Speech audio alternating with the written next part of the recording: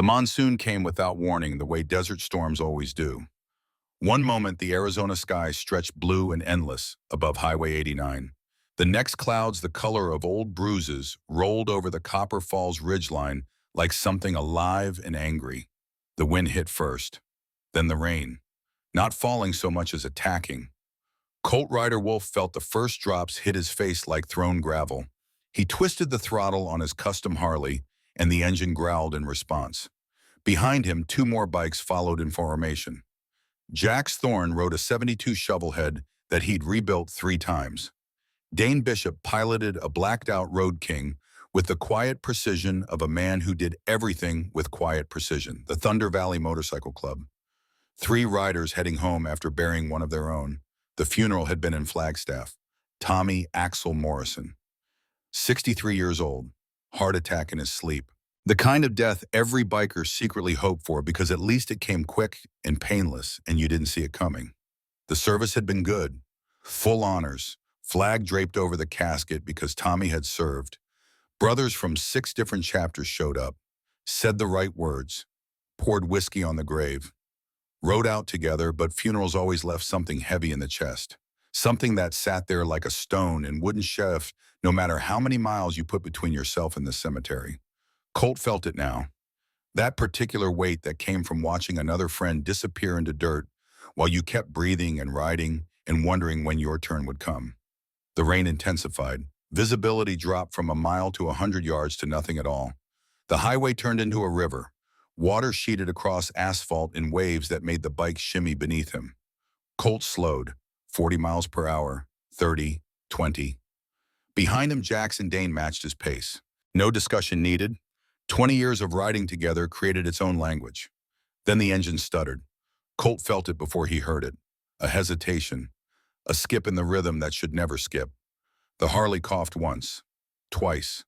The smooth rumble became a grinding choke. He worked the throttle, but the response came sluggish and wrong. The engine died.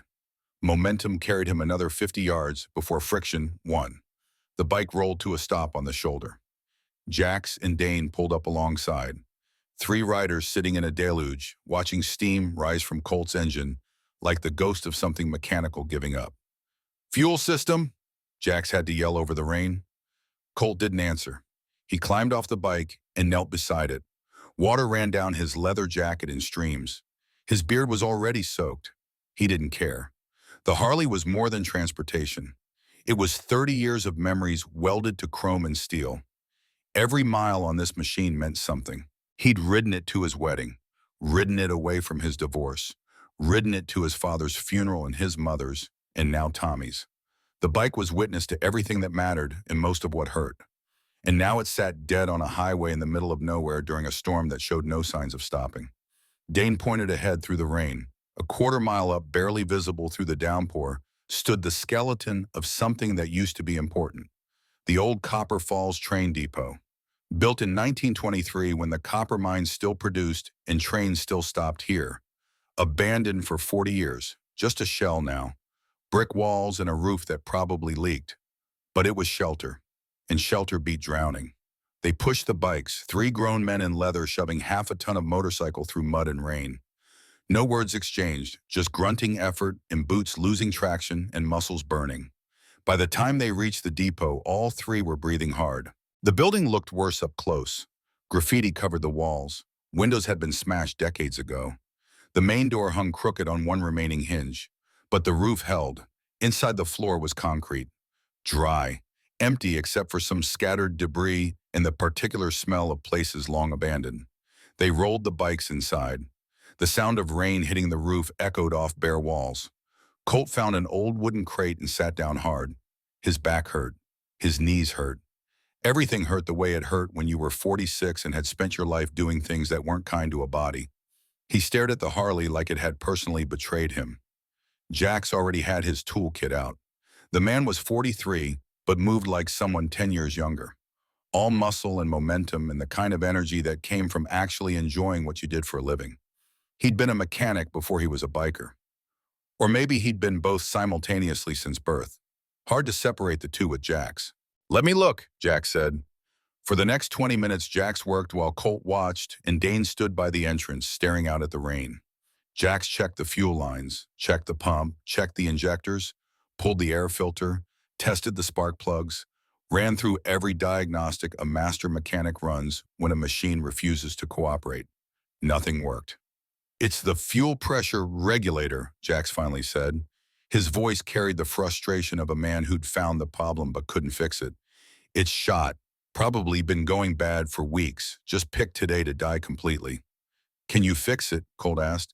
"Not without parts, not without tools we don't have. We're looking at a full teardown. Hours of work. And that's if I can even get to the damn thing in these conditions." Colt stood, walked to his bike, stared at it like staring would change reality. The funeral weight in his chest got heavier. This was supposed to be a simple ride home. Pay respects to a dead friend. Get back to the clubhouse. Have a drink. Try to forget that death kept taking brothers while the rest of them kept aging toward the same destination. Instead, he was stranded in a storm inside a building that smelled like piss and decay, with a bike that wouldn't start and no way to fix it. "We could call for a tow," Dane said. His voice came quiet as always. Dane spoke maybe 10 words a day. Each one mattered. "Be hours in this weather, if they come at all." "Yeah." Colt pulled out his phone. No signal. The storm or the location or both. He held it up. Jax and Dane checked theirs. Same result. 3 phones, 0 bars. Perfect. Jax went back to the bike, started tearing into the fuel system with the intensity of a surgeon who refused to lose a patient.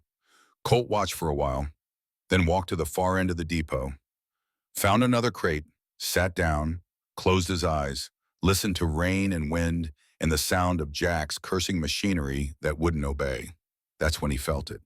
That sensation of being watched. The particular prickle on the back of your neck that comes from predator awareness bred into human DNA over millions of years. Someone or something was paying attention from the shadows. Colt opened his eyes, scanned the depot. Empty. Just brick walls and concrete floor and rain-streaked windows. But the feeling persisted. He stood, walked slowly along the perimeter, past old graffiti that said things about the world that were probably true, past beer cans and cigarette butts, and the scattered remains of people who'd used this place for purposes that left debris. Movement in the corner. Fast. Small. Colt froze. His hand went automatically to his belt, to the knife he always carried. Not because he expected trouble, just because 46 years of living taught you that trouble came whether you expected it or not. "I know you're there," Colt said. His voice carried across the space. Not threatening, just stating fact. Nothing. Just rain and wind and Jax working on the bike. "I'm not going to hurt you, but I'd appreciate it if you stopped hiding. Makes me nervous when things hide." A pause, then a shape emerged from the shadows. Small, thin, moving with the particular caution of prey that knows predators exist. A girl, maybe 12 years old, soaked through despite being inside. Clothes that had seen better months, if not better years. Jeans torn at the knees, not for fashion, but from actual wear. A hoodie 3 sizes too big. Sneakers held together with duct tape. Hair that might have been brown or blonde beneath the dirt. It was hard to tell, but the eyes. The eyes were old. The kind of old that didn't match the face. The kind of old that came from seeing things 12-year-olds shouldn't see and surviving them anyway. Jax and Dane noticed. Both men straightened. Jax's hand stayed on his wrench, but his posture changed. Dane stepped away from the entrance. 3 grown bikers. 1 kid. The math was obvious. They waited to see what she'd do. The girl looked at them, then at the bikes, then back at them. Her hands were shaking. Whether from cold or fear or something else was impossible to tell. She opened her mouth, closed it, tried again. When the words came out, they were barely louder than the rain. "If I fix your bike, will you keep me?" The question hung in the wet air like something with weight. The 3 men stared. The girl stared back, waiting, hoping, braced for rejection because clearly rejection was something she knew well. Colt found his voice first. "What, your bike?" The girl's voice got slightly stronger. "I can fix it. If I do, will you keep me?" Jax laughed. Not mean, just surprised. Kid, we've been working on bikes for 20 years. If we can't fix it, I don't think it's your fuel pressure regulator. The girl took a step forward, still cautious, but commitment replacing some of the fear. You're flooding the cylinders. The regulator's stuck open. You need to close the valve, clean the injectors, and reset the pressure ratio. Takes maybe 15 minutes if you know what you're doing. Silence. Rain hammered the roof. Somewhere a piece of loose metal banged against brick with each gust of wind. The three bikers exchanged looks.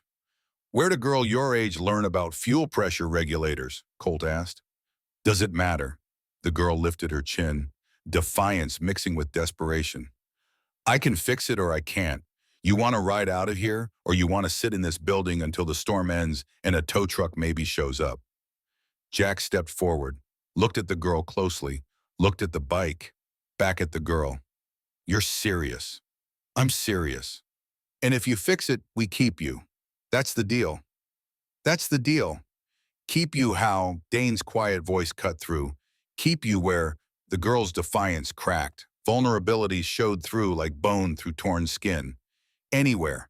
Anywhere that's not here, not out there. Somewhere that's somewhere.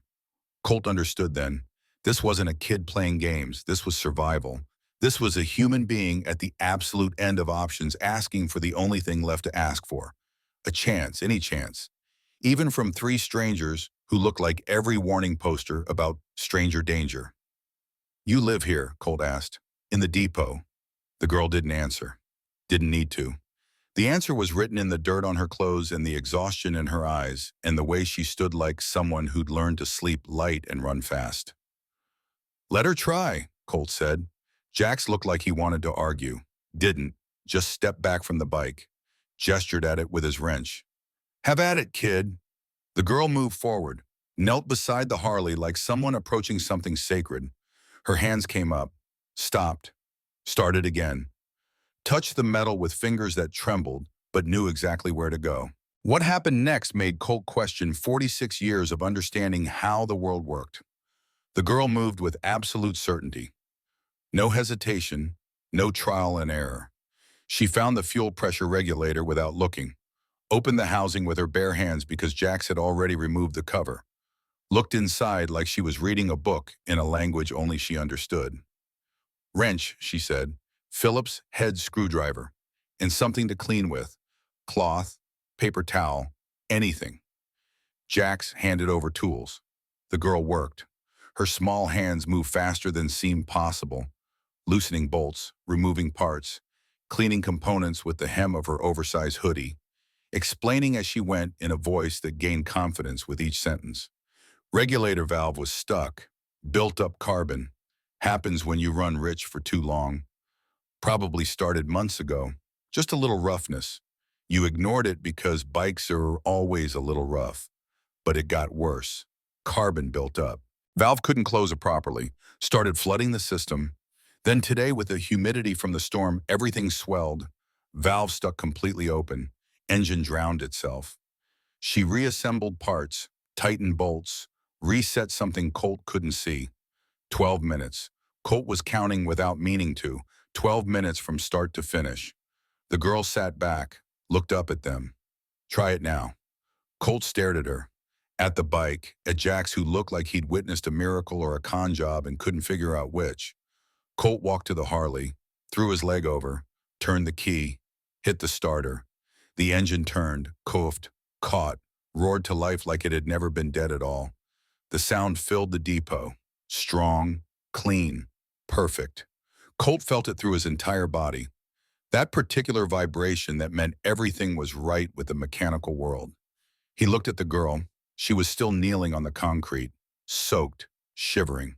12 years old, and she'd just done what three men with decades of experience couldn't do. Where'd you learn that? Colt asked again. Books. The girl stood. Internet. Library computers when I could get access. YouTube videos. Junkyards where guys let me watch if I swept up after. You learn fast when your life depends on it. Your life depends on knowing about fuel pressure regulators. My life depends on being useful. The girl's voice went flat. People keep you when you're useful. Otherwise, you're just a problem that needs solving. I learned not to be a problem. Colt cut the engine, climbed off the bike, walked over to where the girl stood. She tensed, ready to bolt, but she held her ground, brave or desperate or both. "What's your name?" Colt asked. The girl hesitated, like even giving a name was giving away something precious and dangerous. "Harley." "Harley what?" "Just Harley. Names don't matter unless people use them. Nobody's used mine in a while." "Okay, Harley, I'm Colt. This is Jax, that's Dane. We ride together, Thunder Valley MC. You know what MC means? Motorcycle club." "That's right, we're bikers. Some people think that means we're criminals. Some people think it means we're dangerous. Both are sometimes true and sometimes not. But one thing we always are is loyal. To each other. To people who help us. To people who earn our respect." Harley's eyes narrowed, trying to figure out where this was going. If this was the part where promises turned into lies. "You fixed my bike," Cole continued. "You asked if we'd keep you if you did. That's a hell of a thing to ask. Big ask, complicated ask. But you did what you said you'd do. So here's what we're going to do. We're going to take you back to our clubhouse. Gonna get you food. Gonna get you dressy. Gonna get you warm. Gonna figure out what the hell is going on and what we can do about it." That work for you, Harley's face did something complicated. Hope fighting with disbelief. Fighting with the learned caution of someone who'd been disappointed too many times. For how long? For as long as it takes to figure out the answer to that question. That's not an answer. It's the only answer I've got right now. I'm not gonna lie to you and say forever. I don't know forever, but I know tonight. I know food and warm and safe. I know we don't leave people standing in abandoned buildings during storms. That enough for you? Harley looked at the three men, at the bikes, at the depot walls that had been home for however long, at the rain still hammering outside, at a decision that might be the best or worst she'd ever make. "Yeah," she said, "that's enough." They rode through the storm with Harley wedged between Colt's chest and the handlebars. No helmet because they didn't have one small enough. No proper gear because there was no time to source any. Just a 12-year-old girl wrapped in Colt's leather jacket holding onto a gas tank, while three bikers carved through rain and darkness towards something resembling salvation. The Thunder Valley Clubhouse sat on the edge of Copper Falls proper, far enough from town to avoid most complaints, close enough to civilization to have power and water and the illusion of being part of something. The building had been a garage once, 2 bays, lift system, tool benches, everything a mechanic needed to make a living. Then Colt bought it 15 years ago and converted it. The bays became common space. The office became storage. The upstairs apartment became his home. They pulled in around 8 p.m. The rain had led up to a miserable drizzle. Harley climbed off the bike, moving like someone who'd been vibrating at 60 miles per hour for 30 minutes and couldn't quite remember how to stand still. Her legs buckled. Colt caught her. She jerked away, caught herself, stood on her own. "I'm fine," Harley said. "Didn't say you weren't." Inside, the clubhouse smelled like motor oil and leather and the particular musk of men who spent more time with machines than people. A pool table dominated one corner. A bar ran along the back wall. Motorcycle parts hung from the ceiling like some kind of mechanical chandelier. Posters covered the walls. Bikes, bands, women from calendars that were probably considered inappropriate now but had been funny once. 3 other members were there, working on bikes, drinking beer, watching TV with no sound on because bikers didn't need dialogue to know what was happening on the screen. They looked up when the door opened, looked at Colt, at Jax, at Dane, at the small, wet figure in the oversized jacket. "Who's the kid?" This from a man named Pike. 50s, bald, covered in tattoos that told stories if you knew how to read them. "Her name's Harley," Colt said. "She's staying tonight." "We're not a daycare," Pike said. "Didn't say we were. Said she's staying tonight. Anyone got a problem with that can talk to me about it." Pike looked at Harley. Harley looked back, the kind of stare that didn't blink or flinch or apologize for existing. Pike grunted, went back to his beer. Conversation over. Maggie Sutton's diner was 3 blocks away. Colt called ahead, ordered food. Enough for 4 people because Harley looked like she hadn't eaten properly in however long she'd been living in that depot. Then he took her upstairs to his apartment. The place was small: kitchen, living room, one bedroom, bathroom with a shower that worked most of the time. Nothing fancy, but clean, organized. The home of a man who lived alone and preferred it that way. Bathroom's there, Colt pointed. Towels in the cabinet, shower works. Hot water takes a minute. Don't touch the right knob too fast or you'll scald yourself. Take your time. Food'll be here when you're done. Harley stood in the middle of the living room looking lost. Why are you doing this? You fixed my bike. That's not why. Colt paused. Looked at this kid who saw through bullshit better than most adults. You're right, that's not why. I'm doing it because leaving you in that depot felt wrong. And I'm old enough to know that when something feels wrong, it usually is. So I'm doing the thing that feels less wrong. That good enough? Harley thought about it, nodded, went to the bathroom, the door closed. A minute later, water started running. Colt sat on the couch, rubbed his face with both hands.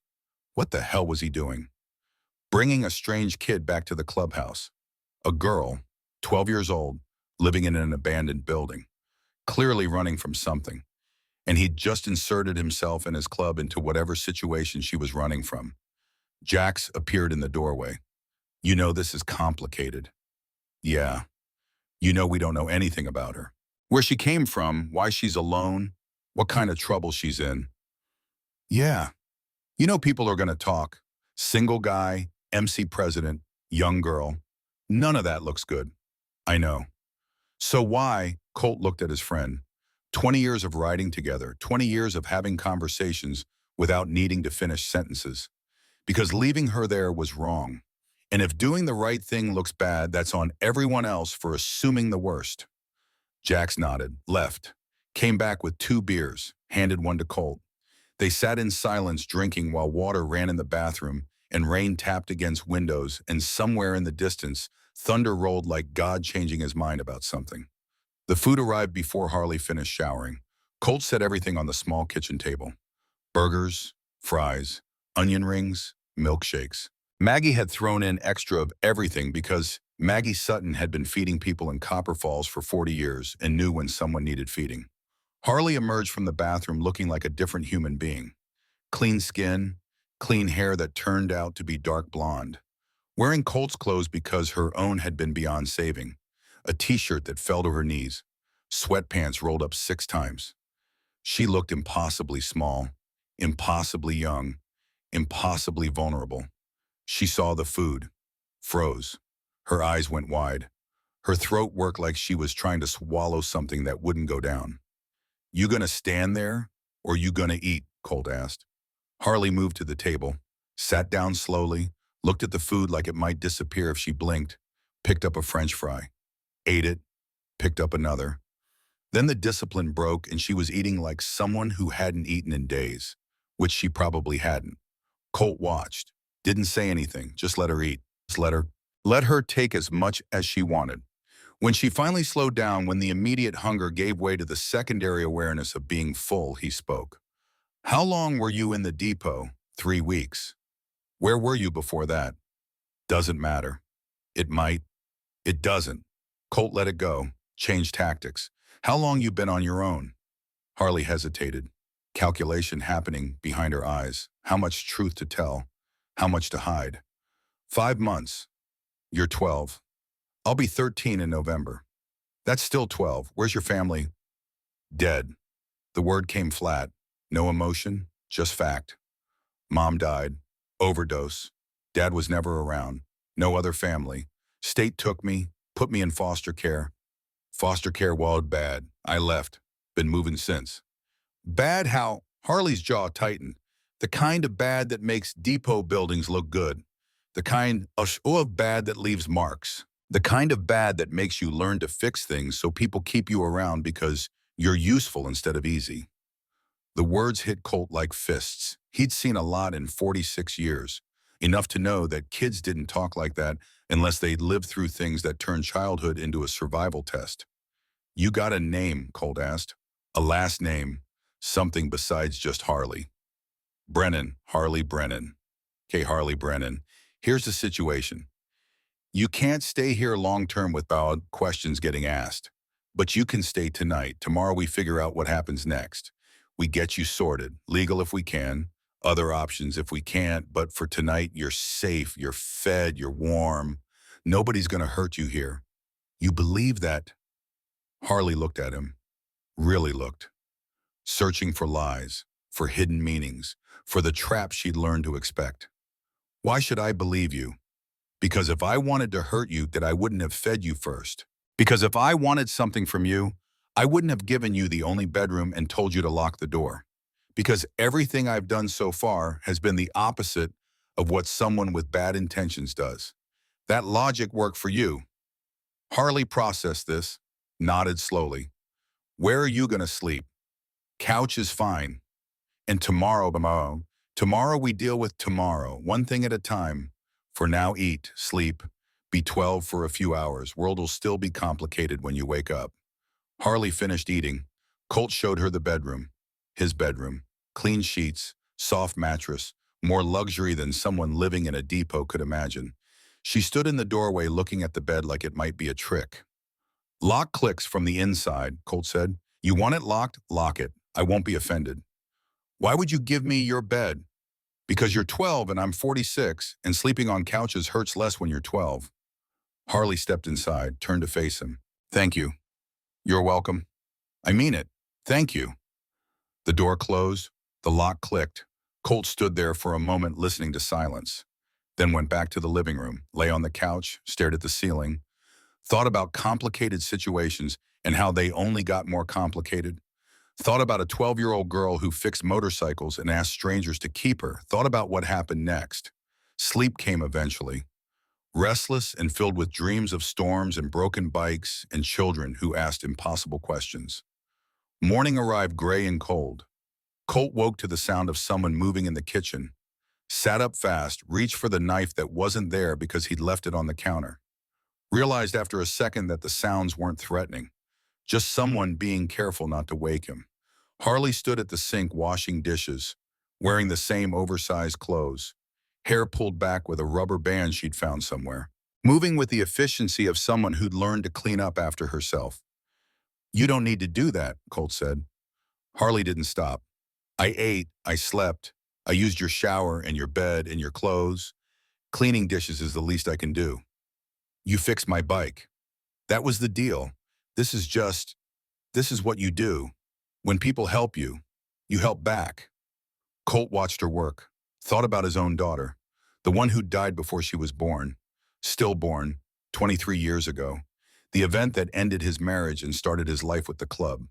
He thought about her every day, wondered what she would have looked like at 12, what kind of person she would have been. Probably someone like this, smart, capable, unwilling to be a burden. The thought hurt. Colt pushed it down, focused on the present. We need to talk, Colt said, about what happens next. Harley's hands stilled. You want me to leave? I want to know what you want. I want to stay. But I know that's not how it works. How does it work? Harley dried her hands on a towel, turned to face him. Her expression was older than 12, tired in ways that had nothing to do with lack of sleep. It works like this. You feel bad. You help for a day or two, then reality kicks in. You realize you can't keep a kid, too complicated, too much responsibility. So you call someone, CPS probably. They come, they take me, put me back in the system, back in a foster home. Maybe the same one, maybe different. Either way, it's the same. And eventually I run again, find another depot, another place to hide, until the next storm, the next breakdown, the next stranger who might or might not help. That's a hell of a way to see the world. It's the world I've seen. Colt stood, walked to the kitchen, leaned against the counter. Here's what I know. You're 12, you're smart, you're tougher than you should have to be. You're in trouble. And if I do nothing, you're going to end up dead or worse. So doing nothing isn't an option. What's the other option? I don't know yet, but we're going to figure it out. Together, starting with breakfast. You like eggs? Harley's guard dropped slightly. I like food. Good, because I make decent eggs and terrible everything else.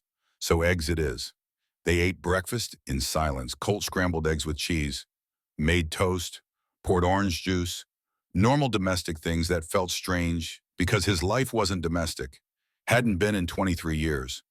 But here he was, playing house with a kid who wasn't his kid, pretending this could work when he didn't know if it could. The knock came at 10 a.m. Hard. Official. The kind of knock that said authority was on the other side. Colt opened the door. Two people stood there. One was Sheriff Daniels. Good man, fair, knew Colt, knew the club, didn't hassle them as long as they didn't cause problems. The other was a woman Colt didn't know. 50s, severe, wearing clothes that screamed government employee. Morning, Colt, Sheriff Daniels said. He looked uncomfortable. This is Diane Hutchins, CPS supervisor. She needs to talk to you.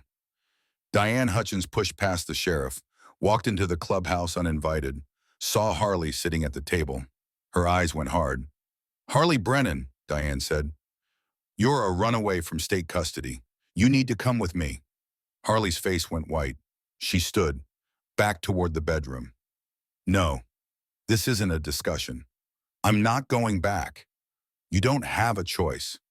Colt stepped between them. Hold on, everyone calm down. Let's talk about this. Diane looked at him like he was something scraped off a shoe. Mr. Wolf, you're harboring a runaway minor. That's a crime. You need to step aside and let me do my job. My job is making sure this kid is safe. Right now, I'm not convinced going with you accomplishes that. You have no authority here, no legal standing, no right to keep this child. She belongs in state custody. She belongs somewhere safe. Your track record on that isn't great. Diane's face flushed. I don't have to explain the foster care system to you. What I have to do is take this child back where she belongs. If you interfere, I'll have the sheriff arrest you. Is that what you want? Harley bolted, ran for the bedroom, slammed the door. The lock clicked, then silence, then crying, soft at first, then louder, the sound of someone breaking. Colt looked at Diane, at the sheriff, at a situation spiraling beyond his control. Give me 48 hours. Excuse me, 48 hours, I'll get a lawyer. We'll figure out the legal way to do this. But you're not taking her today. Not like this. Not when she's terrified. That's not how this works. Then maybe it should work differently. Sheriff Daniels stepped forward. Diane, give him the 48 hours. I'll vouch for him. He's not a flight risk. The kid's not in danger. Let's do this right instead of fast. Diane looked like she wanted to argue, looked at the locked bedroom door, at the crying coming from behind it, at two men who weren't going to make this easy. 48 hours, Diane said. Then she comes with me, with or without your cooperation. Understand, understood. They left. The door closed. Colt stood there processing what had just happened. 48 hours, 2 days to figure out something that should probably take months. 2 days to navigate a system designed to protect children, but often didn't. 2 days to save a 12-year-old girl from going back to whatever hell she'd run from. He walked to the bedroom door, knocked softly. Harley, they're gone. No answer, just crying. I know you're scared. I know you don't trust this. Don't trust me. But I meant what I said. We're going to figure this out, together. I just need you to hang on for 48 hours. Can you do that? Silence. Then you're going to call SEEP. I'm going to call a lawyer. Going to try to do this legal. So when you stay, it's permanent. Not temporary. Not running. Actually staying. That worth 48 hours. More silence. The crying stopped. The lock clicked. The door opened a crack. Harley's face appeared. Red eyes. Tear-stained cheeks. 12 years old and carrying weights that would break most adults.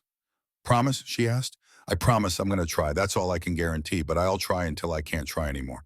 That good enough?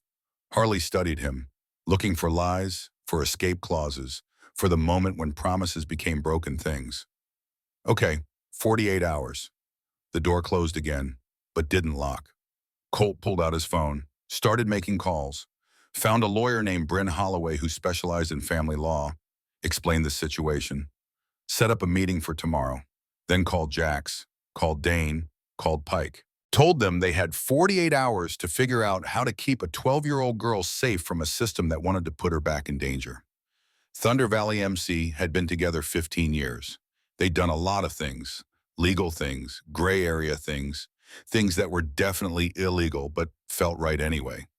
But they'd never done this, never fought for custody of a child, never challenged CPS, never inserted themselves into the machinery of the state. They were about to start. Outside, the rain began again, softer this time, more persistent than violent, the kind of rain that settled in for days. Colt stood at the window watching water run down glass, thought about storms and motorcycles and children who asked impossible questions. If I fix your bike, will you keep me? The question echoed, demanded an answer more complicated than yes or no, an answer that would require lawyers and courts and fighting systems that didn't like being fought. But Colt Rider Wolf had been fighting his whole life, for his club, for his brothers, for principles he couldn't always articulate, but knew in his bones were right. Time to fight for one more thing. Time to fight for a girl who fixed more than motorcycles. Time to fight for someone who deserved to be kept. Bryn Holloway's office smelled like old paper and new coffee, the kind of place where hope went to drown in legal precedent. She was 38 and looked 50. Family law did that. Spent years watching the system fail children while pretending it worked. But she kept showing up, kept fighting, kept believing that sometimes the right outcome was possible even when probability said otherwise. Colt sat across from her desk, Harley beside him. The girl hadn't said much since they'd arrived, just stared at the diplomas on the wall like they were written in a language she didn't speak, which they were. The language of institutions that had failed her repeatedly. Bryn set down her pen, looked at them both with eyes that had seen this movie before and knew how it usually ended. I'm going to be honest with you. This is nearly impossible. Nearly, Colt said. Not completely. Mr. Wolf. Colt. Colt, you're a single man, president of a motorcycle club. You have a criminal record. Assault. 15 years ago, but it's still there. You have no experience with children, no family law background, no female presence in your home, and you're seeking custody of a 12-year-old girl who's a runaway from the foster system. The state doesn't like admitting its placements fail. Giving custody to you means admitting exactly that. So we're screwed, Harley said. First words she'd spoken in 20 minutes. Bryn shifted her attention to the girl. No, we're fighting uphill. There's a difference. Fighting uphill just means we have to be smarter, stronger, better prepared than they are. How do we do that? We build a case. We document everything. We show that you're thriving with Mr. Wolf, that his environment is safe, that his criminal record is ancient history, that the foster placement you ran from was dangerous. We make it impossible for a judge to say no without looking like they're putting you in danger. How long does that take? Colt asked. Months, maybe a year. We've got 48 hours. Bryn laughed, bitter. Then we're not building a case, we're buying time. I can get you temporary custody, probationary. The judge will impose conditions, monthly CPS visits, proof of education, proof of appropriate living conditions, female supervision. After 6 months, we petition for permanent custody. That's the best case scenario. What's the worst case? CPS finds one violation, one incident, one reason to say you're unfit. Harley goes back into the system, possibly to the same foster home she ran from, possibly somewhere worse. Harley's hands clenched in her lap, white knuckles, bones showing through skin. I won't go back to Garrett Sloan's house. I'll run again. I'll disappear. Garrett Sloan, Bryn interrupted, pulled out a notepad, started writing. That's your former foster father? Yes. Tell me about him. What came out of Harley's mouth for the next 15 minutes made Colt want to put his fist through the desk, through the wall, through Garrett Sloan's face. She described systematic abuse, verbal, physical, psychological, a man who took in foster kids for the welfare checks and treated them like unwanted furniture, who punished questions, who locked children in closets, who left marks that healed before social workers made their monthly visits. Bryn wrote it all down. Her face stayed neutral, professional, but her pen pressed hard enough to tear paper. Did you ever report this? To who CPS placed me there? They came every month. Everything looked fine. Garrett knew how to play the game, how to smile, how to say the right things. And I learned real fast that telling the truth made things worse after they left. What about school teachers, counselors? I missed a lot of school. Garrett said I was sick, homeschooled. Nobody checked. Bryn set down her pen. Okay, this helps. This gives us ammunition. We're going to document everything, medical exam, photographs of any remaining marks, testimony about what happened. We build a case that going back would be genuinely dangerous. And if the judge doesn't believe me, Harley asked, adults never believe kids. Some do. We find the right judge. We present the right evidence. We make it impossible not to believe. They left the office with a plan, thin, fragile, built on maybes and hopefullys, and the assumption that the system might work if pushed hard enough. Colt didn't believe it, but he didn't say that. Just got on his bike and rode back to the clubhouse with Harley pressed against his back, holding on like she'd held on through the storm. The court hearing happened 3 days later, not 48 hours, 72. Bryn bought the extra time by filing motions and making phone calls and doing whatever lawyers do when they need the universe to slow down. Judge Helen Carter presided, 64 years old, fair but stern, the kind of judge who didn't suffer nonsense but sometimes bent rules when rules needed bending. The courtroom was small, wood paneling, fluorescent lights, uncomfortable chairs. Colt sat at the defendant's table feeling like he was on trial even though technically he wasn't. Harley sat beside him wearing clothes Maggie Sutton had bought her. Real clothes, that fit. That made her look less like a runaway and more like a kid who might have a chance. Diane Hutchins sat with the state's attorney. Barbara Reed sat in the gallery. Councilwoman, moral crusader, the kind of person who saw the world in black and white, and motorcycles were definitely black. She'd made some calls, generated some noise. This wasn't just a custody hearing anymore. This was a referendum on whether bikers could raise children. Judge Carter read through the preliminary filings, looked up at both sides. This is unusual. The state is seeking to return a minor to foster care. Mr. Wolf is seeking temporary custody despite having no legal relationship to the child. Ms. Holloway, why should I grant this? Bryn stood. Your Honor, Harley Brennan ran from her foster placement because it was unsafe. She spent 3 weeks living in an abandoned building. She would have died if Mr. Wolf hadn't found her.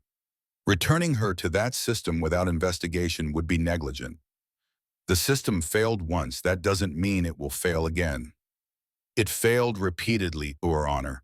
We have documentation, medical evidence, testimony. Harley suffered systematic abuse in her previous placement.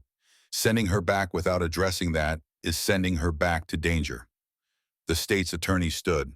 Middle-aged man with thinning hair and too much confidence. Your Honor, Mr. Wolf is a member of a motorcycle club. He has a criminal record. He has no experience caring for children, particularly female children. This is not an appropriate environment for a 12-year-old girl, regardless of what happened in her previous placement. What was the criminal record? Judge Carter asked. Assault. 15 years ago, bar fight. Mr. Wolf spent 90 days in county jail. 15 years is a long time. Anything since... No, Your Honor, but the motorcycle club environment is legal. Unless you have evidence of criminal activity within Thunder Valley MC, I'm not interested in stereotypes. What else? The state's attorney looked frustrated, shuffled papers. Mr. Wolf is unmarried, lives alone, has no female family members involved. A 12-year-old girl needs female guidance, female role models. This placement fails that basic requirement. I saw Holloway. Judge Carter looked at Bryn. We've arranged for female mentorship. Magnolia Sutton, owner of Sutton's Diner in Copper Falls, has agreed to serve as godmother figure. She'll be involved daily, providing guidance, supervision, everything the court requires. Is Ms. Sutton here? Maggie stood from the gallery, 62 years old, gray hair pulled back, wearing a dress she probably saved for funerals and court appearances. Yes, Your Honor, I've known Colt Wolf for 20 years. He's a good man, and that girl needs someone who sees her for what she is, not what the system says she should be. Judge Carter nodded, looked at Harley. Miss Brennan, do you want to stay with Mr. Wolf? Harley stood, small, uncertain, but her voice came steady. Yes, ma'am. Why? Because he's the first parent who didn't make me feel like a problem. He treats me like I matter, like what I can do is more important than what I cost. I know I'm complicated. I know this is hard, but I'd rather be complicated with him than easy somewhere else. The courtroom went quiet. Even the state's attorney looked uncomfortable. Judge Carter wrote something, set down her pen. Here's my ruling. Temporary custody to Mr. Wolf, 6-month probationary period. Conditions as follows. Monthly CPS visits, proof of educational enrollment, continued involvement of Miss Sutton as female guardian, medical and psychological evaluations. No violations, no incidents. Nothing that gives this court reason to question the placement. At the end of 6 months, we reconvene for permanent custody hearing. Understood. Yes, Your Honor, Bryn said. Mr. Wolf. Colt stood. Understood. Miss Brennan, this is your life we're deciding. If at any point you feel unsafe, you tell someone. Judge, lawyer, teacher, anyone. This placement continues only as long as it serves your best interests. Clear. Clear, Harley said. The gavel came down. Temporary custody granted. Not a victory. Just a delay of defeat. But sometimes delays were all you got. They walked out of the courthouse into Arizona sunshine. Harley looked up at Colt. 6 months. 6 months. And then they decide forever. Then we make sure the 6 months are so good they can't say no. A reporter waited on the steps. Local news, young woman with a camera crew, and questions she thought were important. Mr. Wolf, is it true Thunder Valley MC is now taking care of children? What message does that send to the community? Colt kept walking. No comment. There are concerns about a motorcycle club raising a young girl. How do you respond to parents who worry about, I respond by taking care of her better than the system did. That answer your question. They climbed on the bike, rode away from cameras and questions in the beginning of something that would get worse before it got better. The first CPS visit came a week later. Diane Hutchins arrived with a clipboard and a checklist in the particular demeanor of someone looking for reasons to say no. She inspected the apartment, checked the bedroom, interviewed Harley alone, asked questions designed to find cracks. Are you happy here? Yes. Do you feel safe? Yes. Has Mr. Wolf ever made you uncomfortable, touched you inappropriately, said anything that seemed wrong? No, he's been completely appropriate, more appropriate than any adult who was actually supposed to take care of me. Diane made notes, checked boxes, looked disappointed when everything checked out. You're attending school. Online program, Maggie helps me with homework. I'm ahead in 3 subjects. You have your own space privacy. I have a bedroom with a lock. Colt sleeps on the couch. I've got more privacy here than anywhere I've ever lived. More notes, more boxes. Diane couldn't find what she was looking for because what she was looking for didn't exist. Colt wasn't abusing Harley, wasn't neglecting her, was actually doing exactly what foster parents were supposed to do but rarely did, and that made the narrative uncomfortable. I'll be back next month, Diane said on her way out. Same drill. I find anything questionable, this placement ends immediately. Looking forward to it, Colt said. The door closed. Harley let out breath she'd been holding. She hates us. She hates that we're proving her wrong. Different thing. Feels the same. Probably does. Week 2 brought Barbara Reed's campaign. The councilwoman had decided Thunder Valley MC was her next crusade. She called town meetings, stood in front of concerned parents, and painted pictures of danger. Motorcycle gangs, criminal elements, inappropriate environments for children, especially girls. The petition started online. Protect our children, keep Copper Falls safe. 400 signatures in 3 days. Parents who'd never met Colt or Harley or anyone from Thunder Valley. But they knew what motorcycle clubs meant, what they'd seen in movies and on TV. Danger, drugs, violence, everything you didn't want near children. The school board met and voted 7-2. Harley Brennan would not be enrolled in Copper Falls Middle School. Too controversial, too many parent complaints.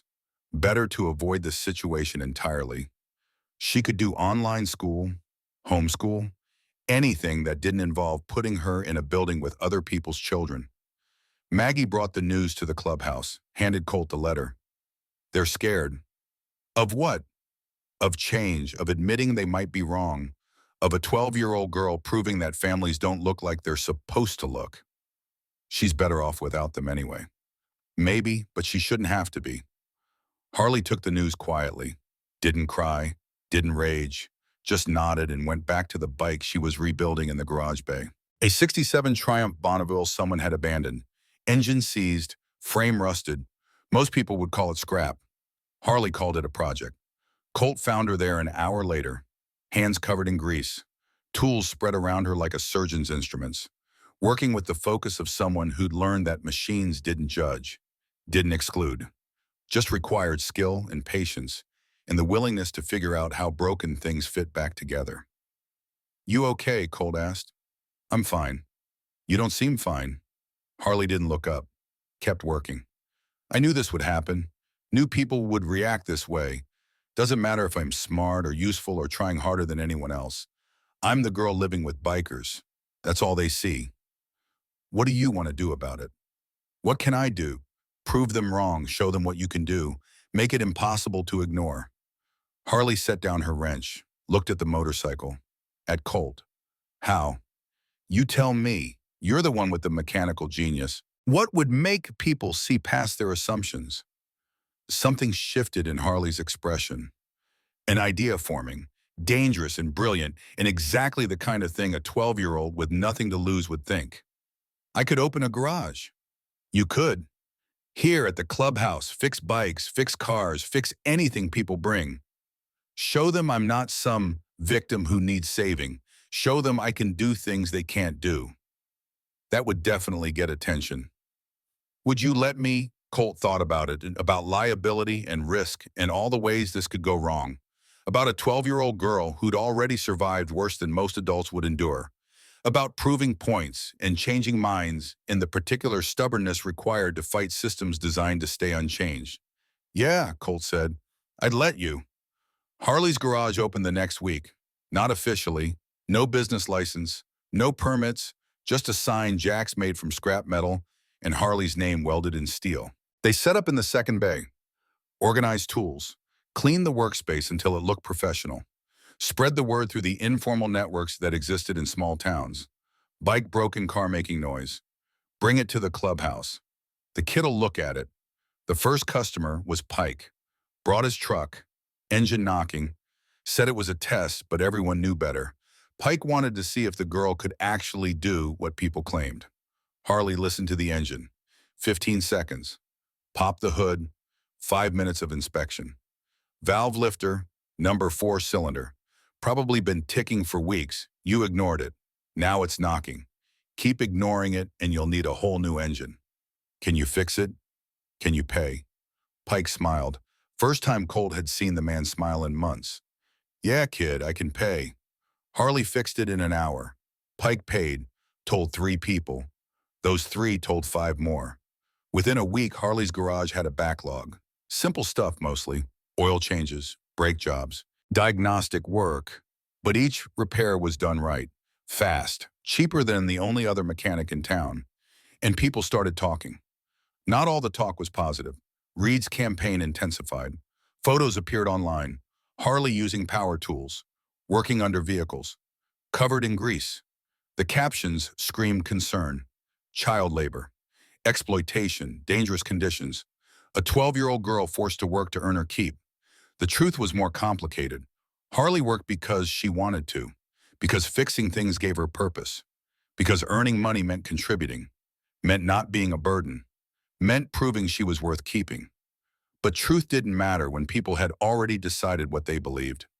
The mothers started coming in week 3, not for repairs, just to watch, to bring their daughters, to see this girl who did things girls supposedly couldn't do. Harley worked while they watched, answered questions when asked, explained what she was doing and why. Showed young girls that tools didn't care about gender, that intelligence and skill mattered more than assumptions. A woman named Patricia brought her daughter Emma. 13, shy, interested in engineering but told by her father that wasn't for girls. Patricia watched Harley rebuild a carburetor, watched her daughter's face light up with recognition, with possibility. "Could Emma learn?" Patricia asked. "Can she follow instructions?" Yes. Then she can learn.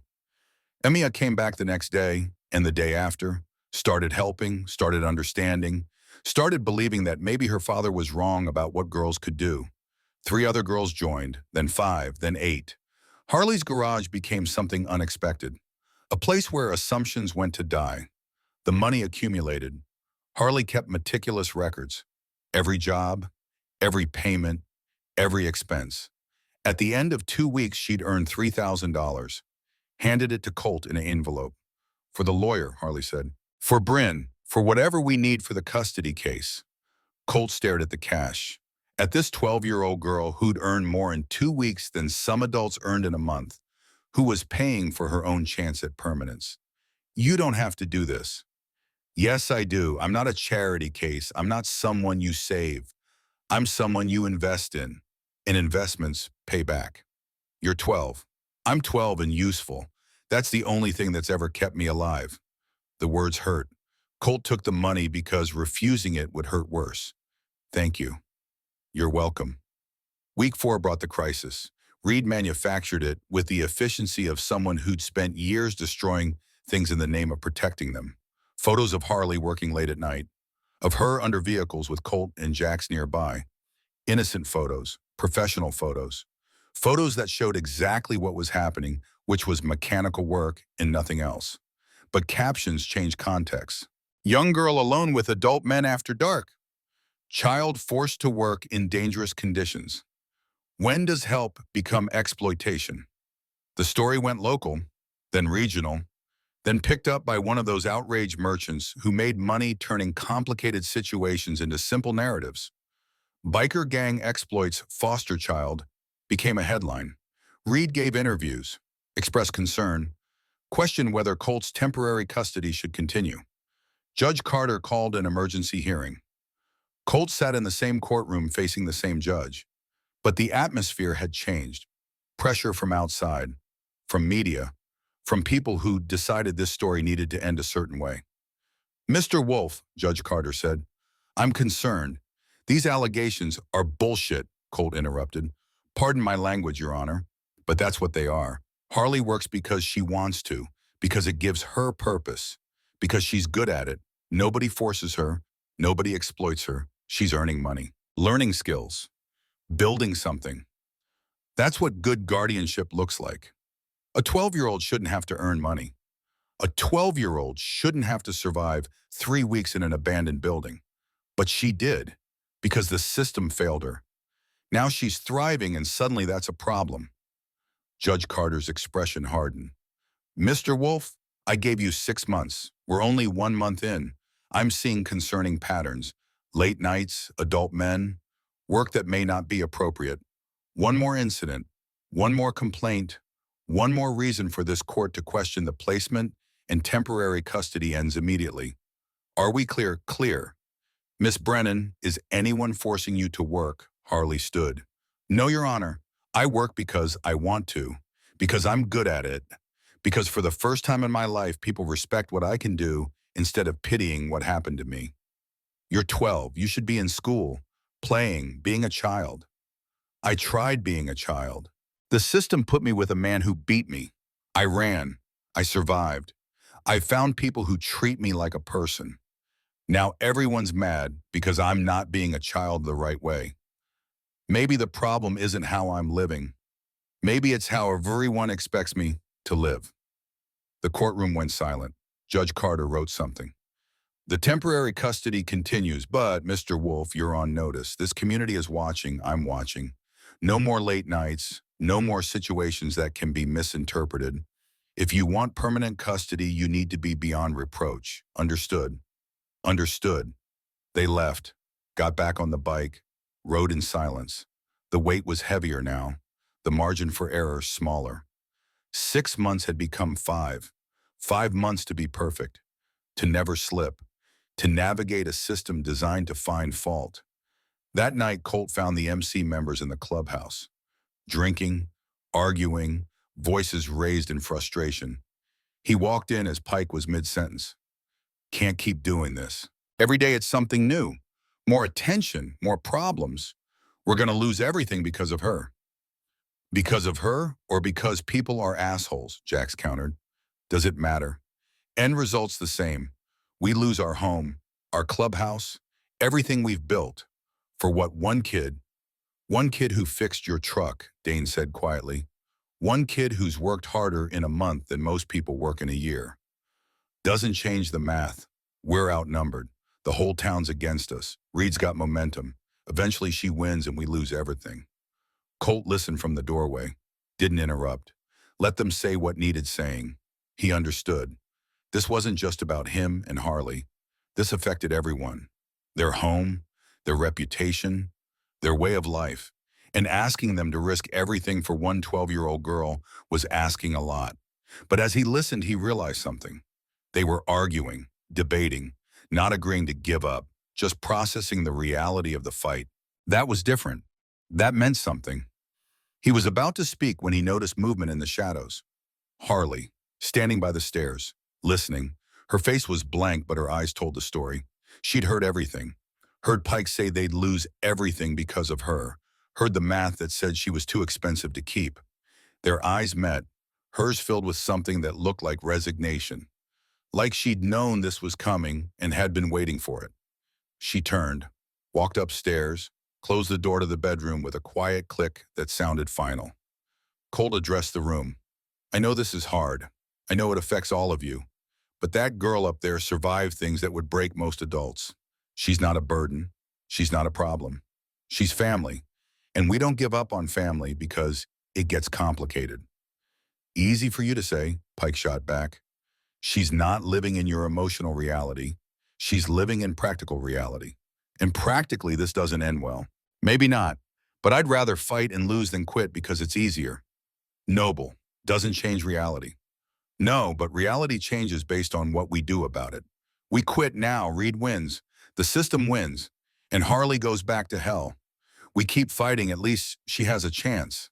The room went quiet, men thinking, calculating, weighing costs against principles.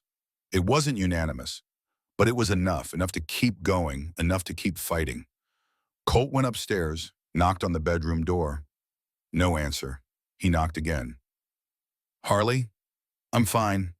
No, you're not. I said I'm fine. And I'm saying I know you're not. Can I come in? Silence, then the lock clicked. The door opened.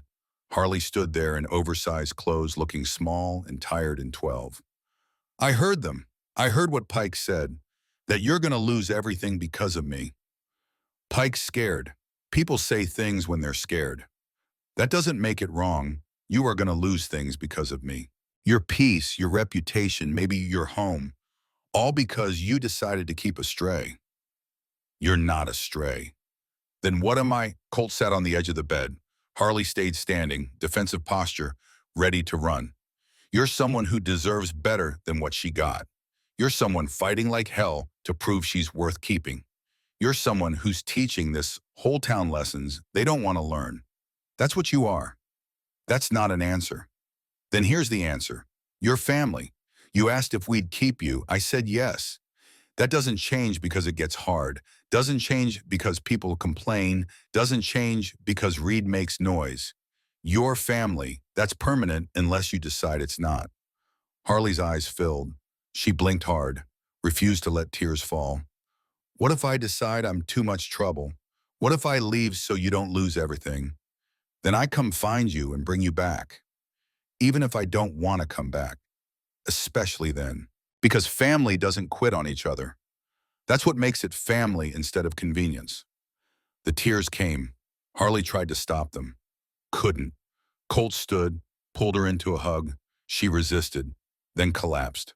12 years of survival giving way to 12 seconds of being held, of being told she mattered more than cost, that she was worth the fight.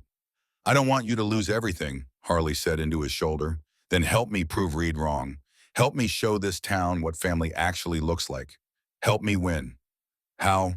By being exactly who you are, by not running, by staying and fighting and refusing to apologize for being brilliant and useful and too damn competent for people to ignore. Harley pulled back, wiped her eyes with her sleeve. Okay, okay. But if it gets too bad, if you really are going to lose everything, promise you will tell me. Promise you won't sacrifice everything for me. Can't promise that. Already decided you're worth it. That's not fair. Life's not fair. You taught me that. Harley almost smiled. Almost. I'm going to go back to work tomorrow, finish the triumph, maybe take on some more jobs. Show them I'm serious. Good, I'll be there watching, making sure everyone knows exactly how serious you are. She went to bed eventually. Colt went back downstairs, found the clubhouse empty except for Dane. The quiet man sat at the bar nursing a beer. Didn't speak, just waited. She okay? Dane asked. No, but she will be. Pike's an ass. Pike's scared. There's a difference. Still an ass. Colt sat down. Dane poured him a drink. They sat in comfortable silence. 20 years of friendship meant they didn't need words to communicate. They just needed presence, solidarity. The understanding that some fights were worth having even when winning looked impossible. What's the plan? Dane eventually asked. Keep going, keep fighting.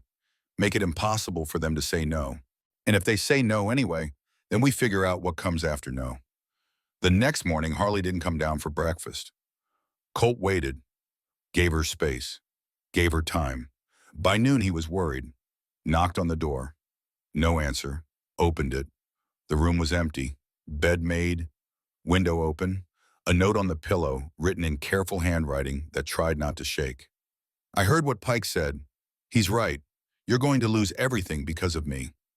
Everyone loses when they keep me. Mom lost her life. The system lost money. You're going to lose your home. I can't watch that happen. Thank you for keeping me as long as you did. Thank you for making me believe I was worth it. But I'm not worth you losing everything. I'm sorry. Harley, Colt's chest went cold. He ran downstairs, yelled for Jax, for Dane, showed them the note. They called everyone, every MC member, every friend, every person who might have seen a 12-year-old girl running from the only home she'd had in 5 months. Nobody had seen her. Colt knew where she'd go. Back to the beginning. Back to where it started. Back to the depot where she'd learned to survive alone.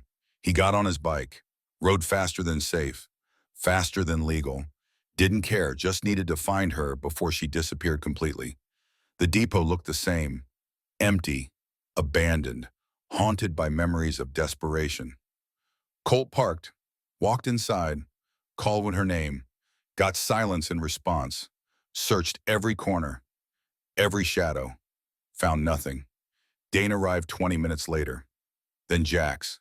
They split up, covered ground, asked questions at gas stations and convenience stores, showed photos, a 12-year-old girl, dark blonde hair, old clothes, traveling alone.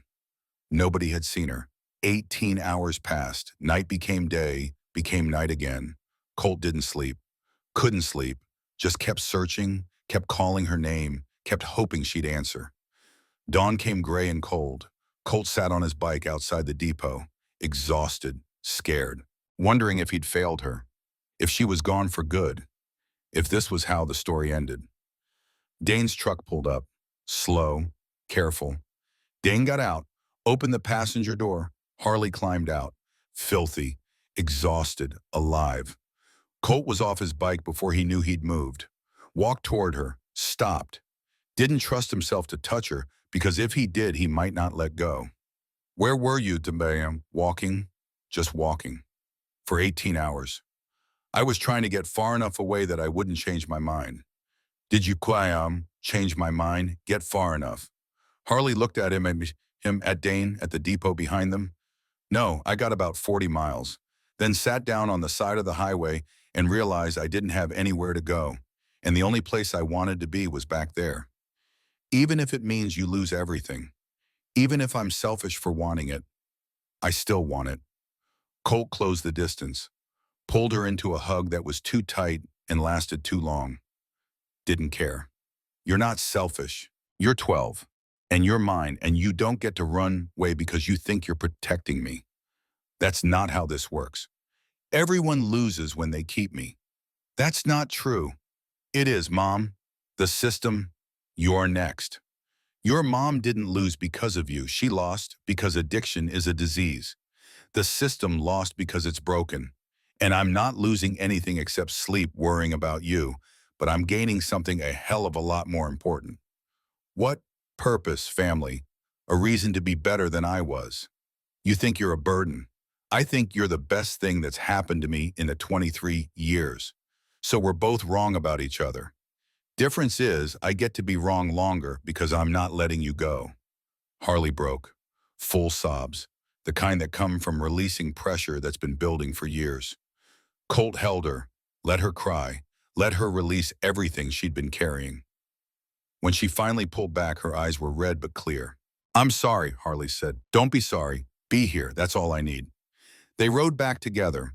Harley pressed against Colt's back the way she'd pressed through the storm, holding on, trusting, believing that maybe this time someone would actually keep her. The clubhouse was full when they arrived.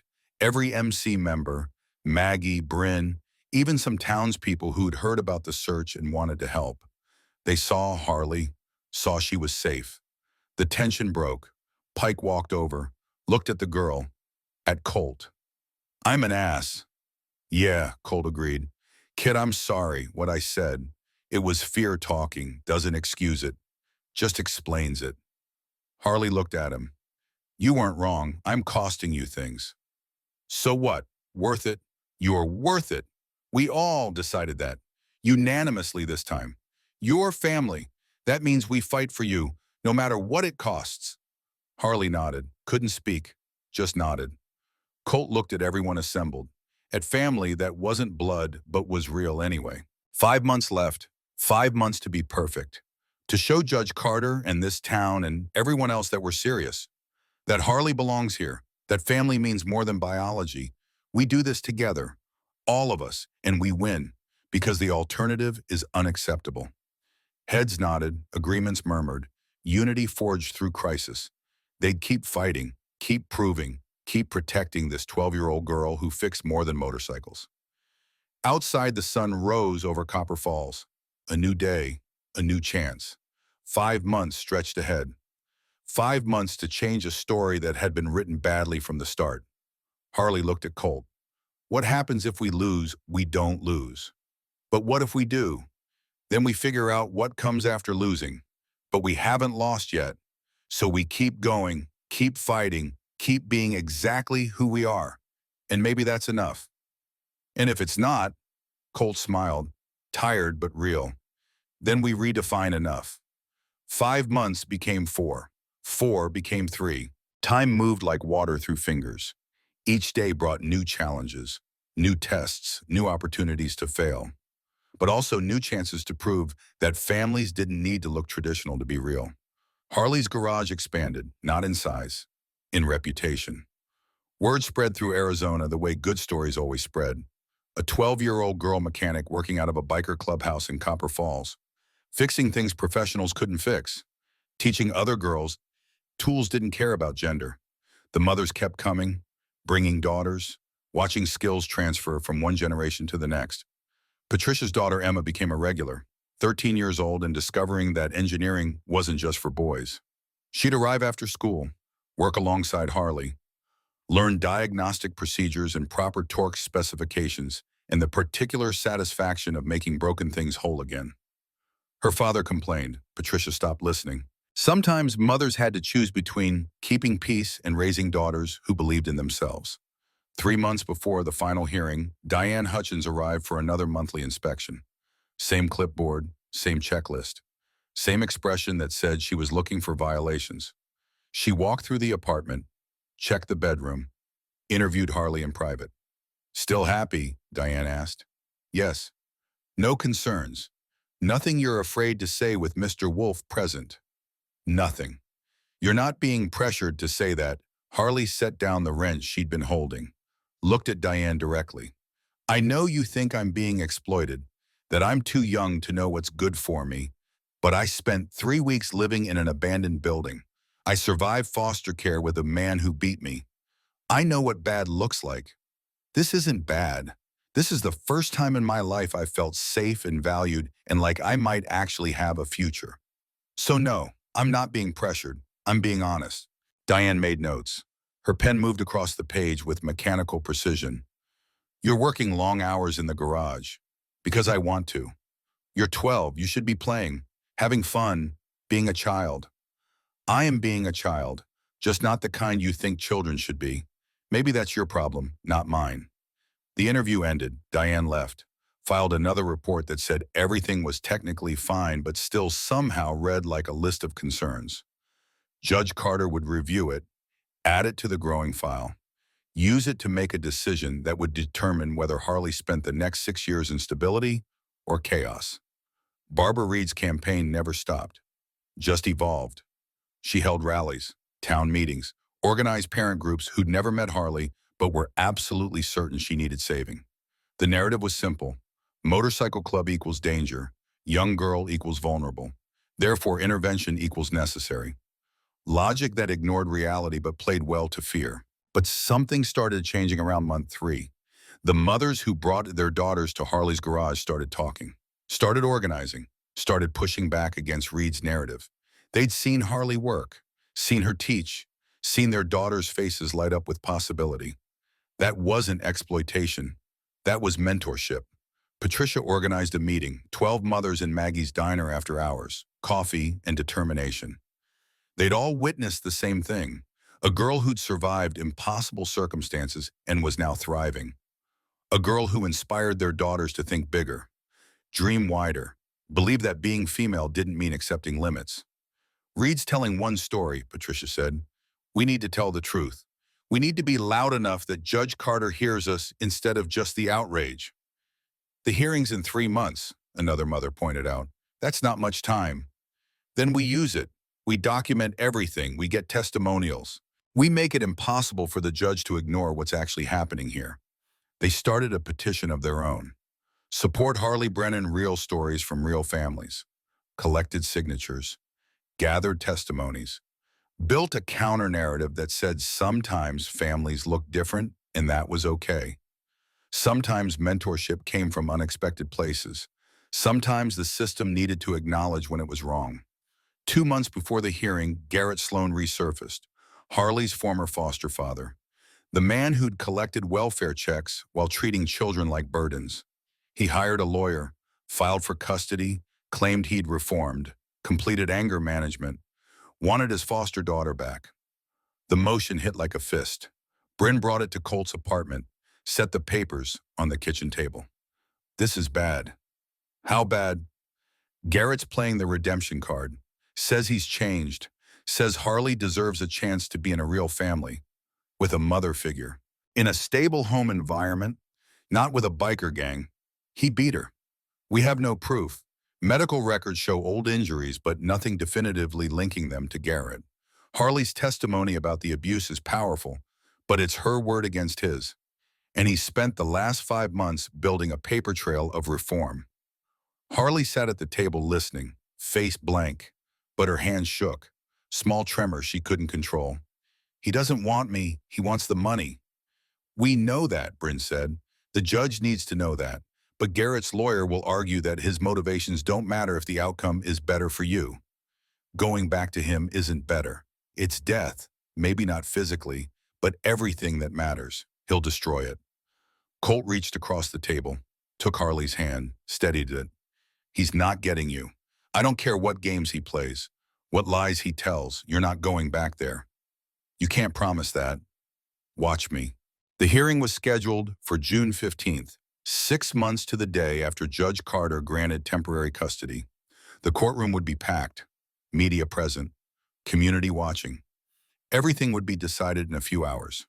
6 months of work, 6 months of proving, 6 months of building a family that didn't match the template but worked anyway. All of it coming down to whether 12 people in a room believed that different could be good enough. 1 month before the hearing, Harley turned 13. Maggie organized a party at the diner. Nothing fancy, just cake and presents and people who become family. The MC members came, the mothers and daughters from the garage, even some townspeople who decided that maybe bikers weren't villains after all.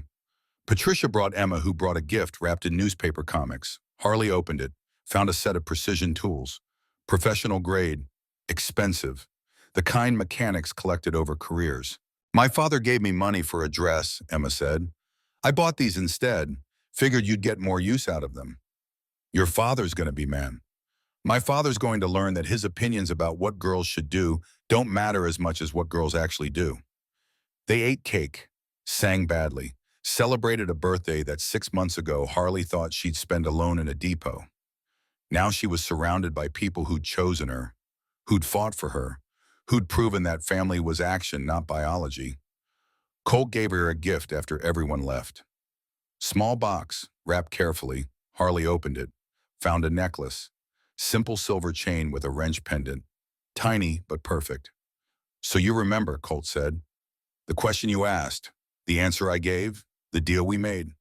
If I fix your bike, will you keep me? That's right. You fixed it. I'm keeping you. This is proof. Harley put it on, touched the pendant. What if the judge says no? Then we appeal, we fight, we find another way. But this doesn't end in 3 weeks. This is permanent regardless of what some judge says. That's not how the law works. Then the law needs to change. The 3 weeks passed, time compressed into stress and preparation and sleepless nights. Bryn worked 18-hour days building their case, collecting testimonies, preparing arguments, creating a narrative that said Harley Brennan belonged with Colt Wolf and Thunder Valley MC because belonging wasn't about matching templates. It was about what worked. The mothers prepared too, organized their testimonies, practiced what they'd say, made sure Judge Carter would hear from real people about real impacts. Not theories, not assumptions, not fear dressed up as concern, just truth. Garrett's lawyer prepared differently, built a case around redemption and second chances in what children supposedly needed.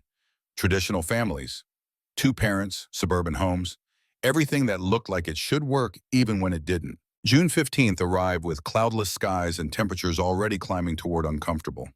The courthouse parking lot filled early. News vans, reporters, people who'd decided this story mattered enough to witness its conclusion. Colt rode up on his Harley with Harley pressed against his back. Same way they'd ridden that first night. Same way they'd ridden every day since. They walked into the courthouse together. Harley wore new clothes, bought with money she'd earned. Dark jeans, white shirt, the wrench necklace visible against her collar. She looked like someone who'd survived, who'd fought, who'd earned the right to choose her own family. The courtroom was packed. Standing room only. Judge Carter took the bench looking stern and tired, like she'd rather be anywhere else but knew this job required her presence. She reviewed the case file, set it down, looked at both sides. This is unusual, Judge Carter began. 6 months ago, I granted temporary custody to Mr. Wolf despite significant concerns. Today, we determine if that placement becomes permanent or if Miss Brennan returns to state custody. I've reviewed all filings, all reports, all documentation from both sides. But I want to hear from people directly. Mr. Garrett, you're seeking custody. Why swam? Garrett Sloan stood. He'd cleaned up for court, wore a suit that didn't quite fit, looked like someone playing the part of reformed man. Your Honor, I made mistakes. I admit that. But I've changed. Completed anger management. Started therapy. Got my life together. Harley deserves a real family, not a motorcycle club.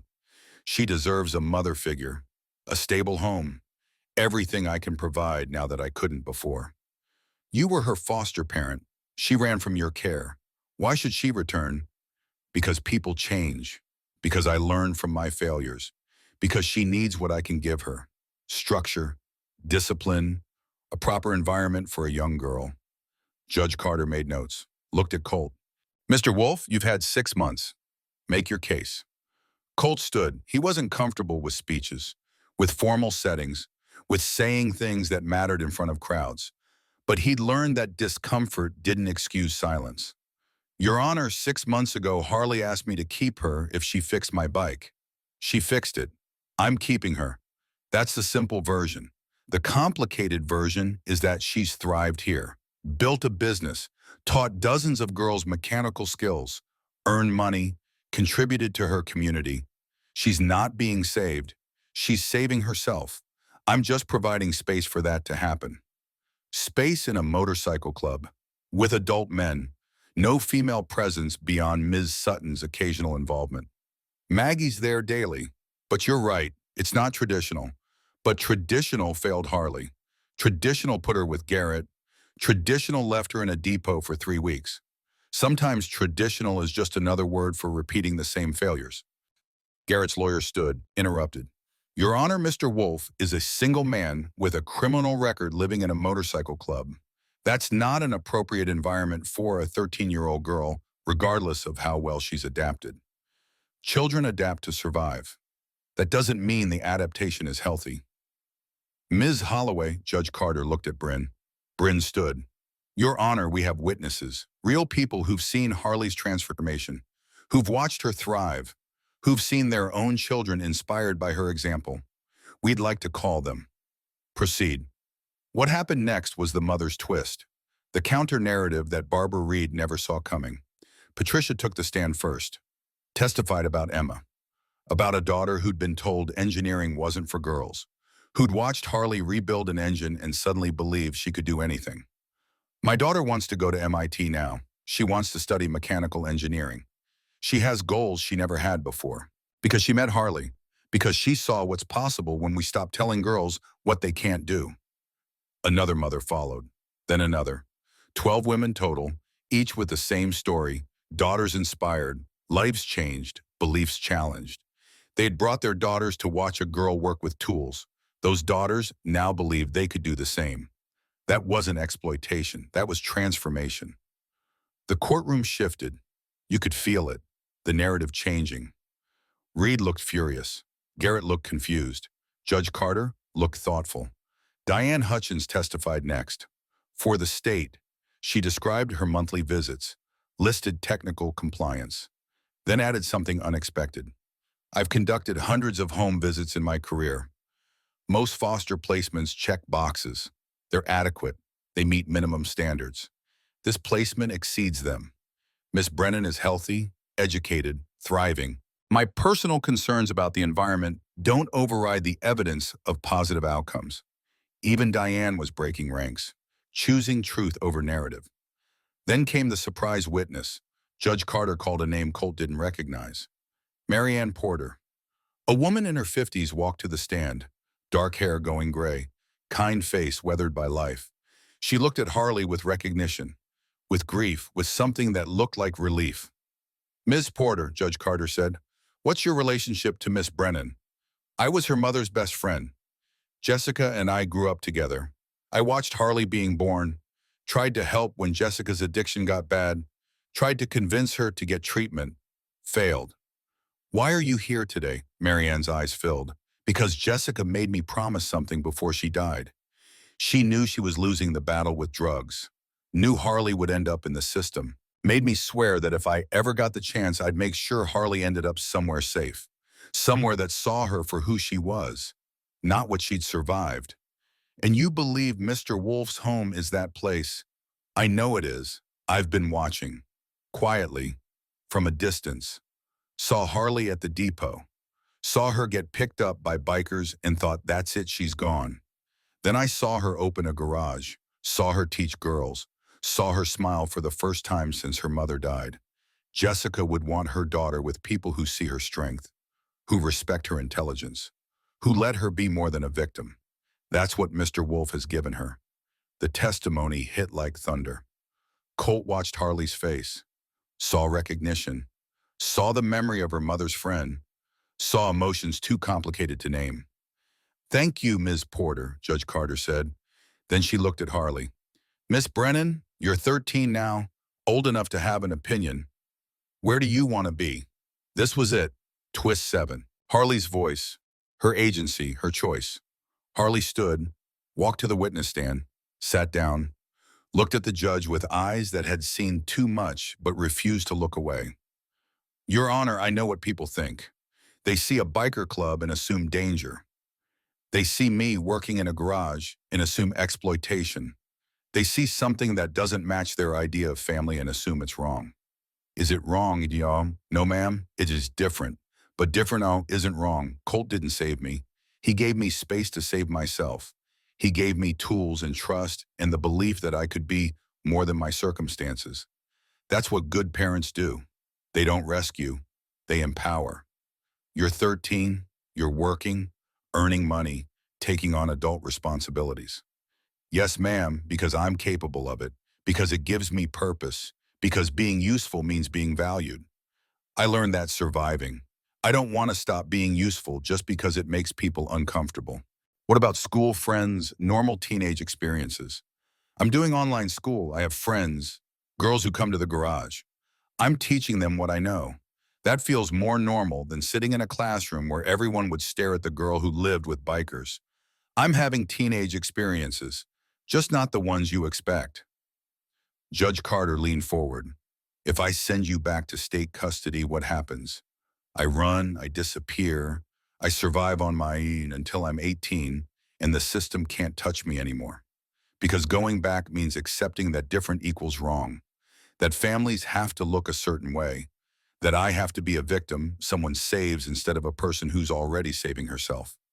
And if I grant permanent custody to Mr. Wolf, then I keep building, keep teaching, keep proving that families are made by choice and commitment, not biology and paperwork. I get to have a future instead of just survival. The courtroom was silent.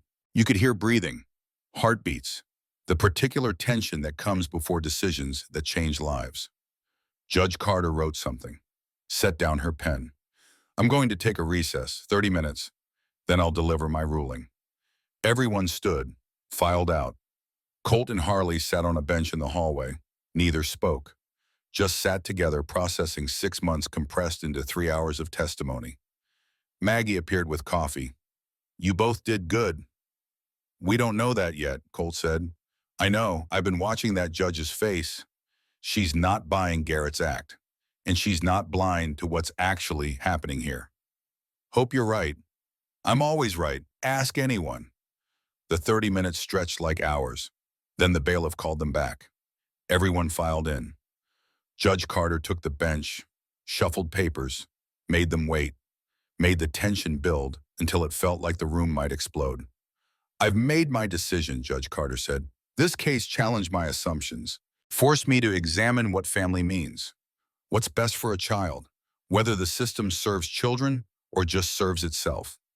She looked at Garrett. Mr. Sloan, I don't believe you've changed.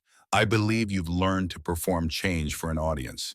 Your history with Miss Brennan is documented despite your efforts to erase it. Your motivation for seeking custody is transparent. You're not getting her back.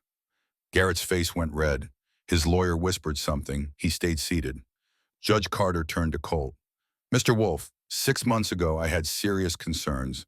A single man, motorcycle club, criminal record, everything that usually indicates an inappropriate placement. But the evidence contradicts my assumptions. Miss Brennan is healthy, educated, thriving, building skills and teaching others, contributing to her community. That's not exploitation. That's good parenting. Colt's heart hammered. Harley gripped his hand. However, Judge Carter continued, this placement remains unconventional, requires continued oversight. Therefore, here's my ruling. Permanent custody granted to Colt Wolf with the following conditions. Continued involvement of Magnolia Sutton as female guardian and godmother. Quarterly check-ins with CPS for the next 2 years. Continued education and psychological support. Miss Brennan's work in the garage continues only with proper safety protocols in reasonable hours. Understood. Yes, Your Honor, Colt and Bryn said simultaneously. Miss Brennan, this is permanent unless you decide otherwise. If at any point you feel unsafe or want a change, you have the right to petition this court. Clear. Clear, Your Honor. Harley's voice shook. Then we're done. Permanent custody granted. Miss Brennan, congratulations on your new family. The gavel came down. Final. Complete. Permanent. The courtroom erupted. Not chaos, just release. 6 months of tension breaking. The mothers applauded. The MC members stood. Even some reporters looked pleased. Stories with happy endings sold better than tragedies. Harley turned to Colt, tears streaming. Permanent, permanent. Really, really. She collapsed into him, sobbing, not sad crying, relief crying, the kind that comes when you have been holding your breath for 6 months and finally remember how to breathe. Colt held her, let her cry, let himself cry, let the courtroom see that bikers felt things too. Barbara Reed stood and walked out. defeated, silent. Sometimes crusades ended not with validation, but with being proven wrong. Garrett followed, face twisted with rage. His lawyer tried to calm him. Didn't work. They disappeared into the hallway. Out of Harley's life. Permanently. Maggie appeared with a box of tissues. Told you I'm always right. They filed out of the courthouse into Arizona sunshine. Cameras waited. Questions shouted. Colt ignored them. Just walked to his bike with Harley beside him. Got on. Started the engine. Let it roar. Let everyone know they were leaving. Together. Family. Permanent. They rode back to the clubhouse. The whole MC followed. A convoy of celebration. Engines echoing off buildings, announcing victory, announcing that sometimes the system got it right, sometimes different won. Sometimes families that didn't match templates were exactly what children needed. The party lasted into the night. Food, drinks, music. Celebration of something that should have been simple but required fighting to achieve. Harley moved through the crowd accepting congratulations, looking slightly overwhelmed, looking happy, looking like someone who'd finally stopped running. 3 months passed. Harley's garage expanded officially. Business license, proper insurance, became a legitimate operation. The girls who came to learn became regular students. Harley taught classes, basic mechanics, advanced diagnostics, how to not be intimidated by tools or assumptions or people who said girls couldn't. Emma brought 5 friends. Those 5 brought more. By September 20, girls were rotating through the garage learning skills they'd never imagined possessing. Their mothers stayed, watched. Some started learning too. Turned out mechanical knowledge didn't have an age limit either. 6 months after the hearing, Harley enrolled in actual school, Copper Falls Middle School. The board that had rejected her before couldn't reject her now. Too much public support, too much proof she wasn't a threat. Just a kid who happened to live with bikers and fix motorcycles. The first day was rough. Stares, whispers, the reputation that preceded her. But Emma sat beside her in class. Other girls from the garage surrounded her at lunch, built a wall of acceptance that isolated the fear and ignorance. By October, Harley was just another student, exceptional at math and science, struggled with English, terrible at history, normal. Except she went home to a clubhouse instead of a house. Except her father wore leather and rode a Harley. Except she spent weekends teaching other girls how to rebuild carburetors. Normal was always relative anyway. 3 years passed like they do, fast and slow simultaneously. Days that dragged and years that flew. Harley grew, physically, emotionally, into someone who knew who she was and didn't apologize for it. At 16, she became the youngest ASE-certified mechanic in Arizona, passed 8 tests, earned credentials that made her more qualified than people who'd been working on cars for decades.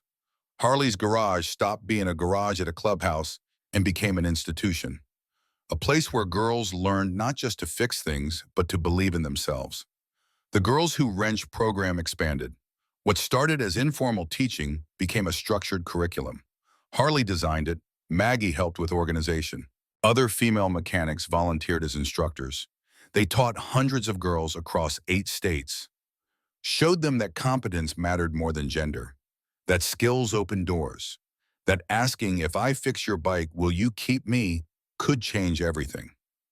Thunder Valley MC's reputation transformed completely. They weren't dangerous anymore. They were the club that took in a homeless girl and gave her a future. The club that taught girls mechanics. The club that proved families could look different and still work. Tour groups sometimes rode past the clubhouse, pointed it out, told the story, made legends from truth.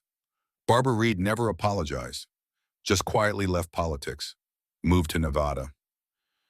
Disappeared from the narrative she tried to control. Some people couldn't admit when they were wrong. That was okay. The truth didn't need their validation. Garrett Sloan ended up in prison. Fraud, welfare abuse, multiple counts of child endangerment from other foster placements. Turns out, Harley hadn't been his only victim, just his most vocal. The system investigated, found patterns, shut down his ability to hurt more children. Justice came late, but it came. Harley's 16th birthday brought unexpected recognition. TEDx invited her to speak, title, "The Wrench That Saved Me, How Fixing Engines Fixed My Life." She almost said no. Public speaking terrified her, but Colt reminded her that being scared didn't excuse silence, that her story might help other kids survive their own storms.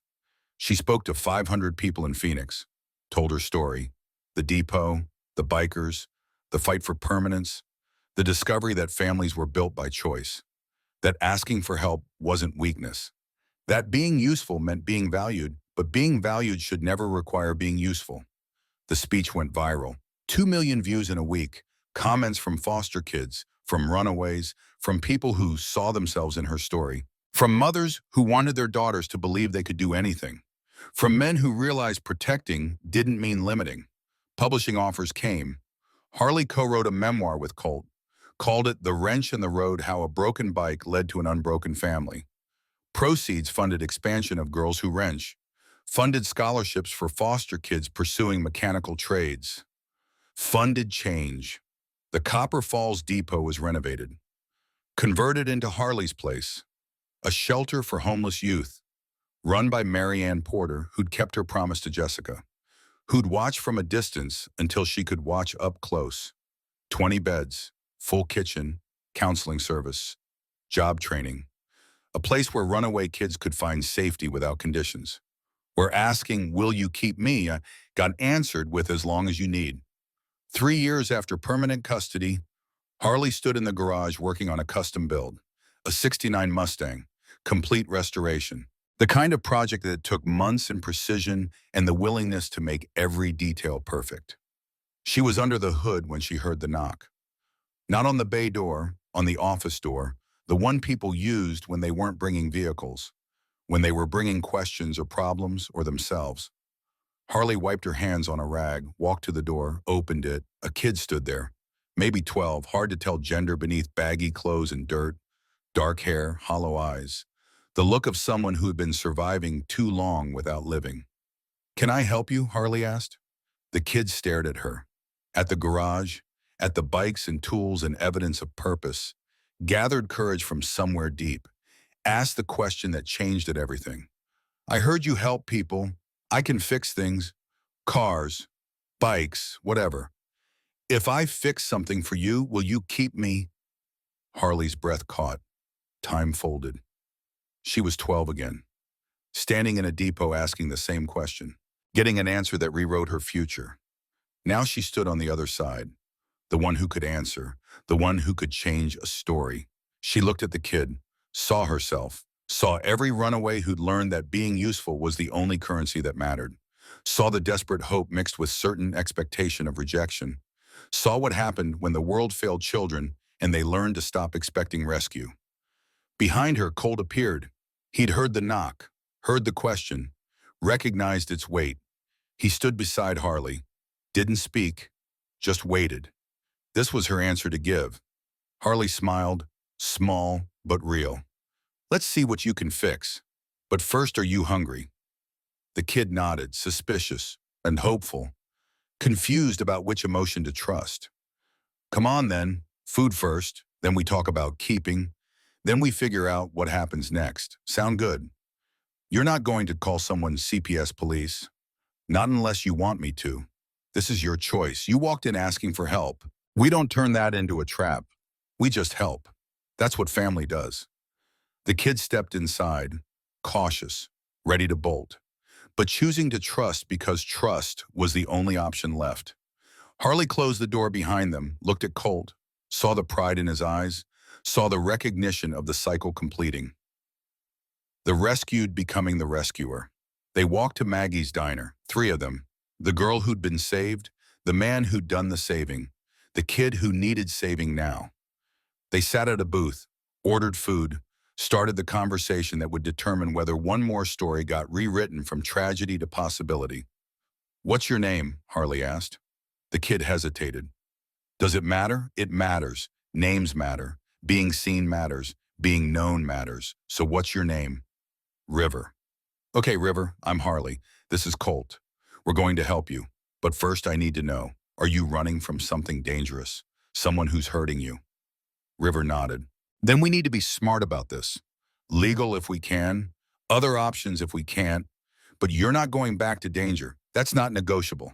Understand, why are you helping me? Because 3 years ago, I stood in an abandoned train depot and asked a stranger to keep me if I fixed his bike. He said yes, changed everything. Now you're asking the same question. I'm saying yes. That's how this works. We get saved, then we save others. It's a cycle. You're part of it now. River's eyes filled. I don't have anywhere else to go. Then you're in the right place because neither did I, and look how that turned out. They ate, talked, started the process of figuring out next steps. Bryn would get involved. The system would be navigated. Harley's place would provide temporary shelter. Colt would probably seek another custody arrangement. The pattern would repeat because the need never stopped, and neither did the people willing to meet it. Outside, the Arizona sun climbed toward noon. The sky stretched endless and blue. Motorcycles lined the street outside the diner. Thunder Valley MC meeting for lunch. Brothers gathering because that's what brothers did. Supporting each other, supporting the family they'd built, supporting the girl who changed everything by asking one impossible question. Harley looked at River, saw the fear and hope, saw the calculation of whether to trust, saw herself 3 years ago, saw every kid who'd ever been failed by systems designed to protect them, saw the particular weight of surviving alone and wondering if it would ever end. You're going to be okay, Harley said. It's not going to be easy. It's not going to be fast. But you're going to be okay. Because you found people who care more about what you can become than what you've survived. And that changes everything. Promise. I promise I'm going to try. That's all anyone can guarantee. But I'll try until I can't try anymore. That good enough, River nodded, not believing, not yet, but willing to hope. And hope was always the first step toward healing. Colt watched the interaction, saw Harley taking her place in the cycle, saw her becoming what he'd been 3 years ago, the person who stopped, who said yes, who gave chances when the world said no, saw her growing into someone who understood that families were built, not born, that keeping people meant choosing them every day, that love was action wearing 1,000 different faces. They finished eating, walked back to the clubhouse, started making calls, started the process, started another fight for another kid who deserved better than what they'd gotten. The fight would be long, complicated, exhausting, and absolutely worth it. Because that's what they did now, Thunder Valley MC, the club that took in strays and turned them into family, the club that proved different could be good. That protection meant empowerment. That asking, will you keep me, should always get answered with yes, as long as you need. That night, Harley stood in the garage alone, looking at tools, at machines, at the space where she'd built something from nothing, where she'd learned that being useful gave value, but being valued shouldn't require being useful, where she'd discovered that fixing things meant more than mechanical repair. Sometimes it meant fixing beliefs, fixing families, fixing the future one runaway kid at a time. Colt found her there, stood beside her in comfortable silence. 20 years of friendship, 3 years of fatherhood, both relationships built on the same foundation, choosing each other, staying when it got hard, proving that commitment mattered more than biology. You did good today, Colt said, just paying it forward. It's more than that. You're building something, legacy, impact, future. We're building it. This doesn't work without you, without Maggie, without everyone who chose to help instead of judge. Still, you're the one who makes it real, the one who shows other kids what's possible. Harley touched the wrench pendant she still wore. 3 years and she'd never taken it off. You know what I think about sometimes? What? What would have happened if you'd driven past that depot? If you'd decided I wasn't your problem? If you'd chosen easy over right? I didn't, though. But you could have. Most people would have. But you stopped. You said yes. You changed everything. Colt looked at the girl who wasn't a girl anymore. 16, strong, capable, becoming someone who changed other lives the way hers had been changed. You changed things too. You asked the question, you fixed the bike, you took the chance. Courage goes both ways. It was terrifying. Still is, every time. But you do it anyway. That's what makes it courage. They stood together, looking at the garage that had become more than a garage. That had become a symbol, proof that asking for help wasn't weakness. That being kept meant being chosen, that families were built by people who refused to drive past when someone needed them. Outside, thunder rolled across distant mountains, a storm coming, bringing rain and wind and the particular violence of desert monsoons, but also bringing life, renewal, the promise that dry things could bloom again with enough water and time and care. Harley smiled, looked at Colt. Another storm. Always another storm. And another kid who might need saving. Probably. Good. Let them come. We've got room. We've got tools. We've got family. We'll keep saying yes until we can't say yes anymore. That's a lifetime commitment. I know. That's the point. They walked back to the apartment. River was upstairs sleeping in the bedroom that used to be Harley's, that would now belong to someone else who needed it. Harley would take the couch, then eventually her own place, then eventually her own family, but always connected to this one, always part of Thunder Valley, always remembering where she came from and how she got here.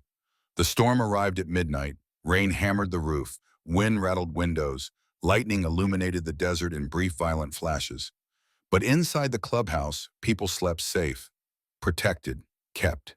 In the morning, the storm would pass, the sun would return, another day would start, and somewhere in Arizona, another kid would be running. Another child would be surviving alone.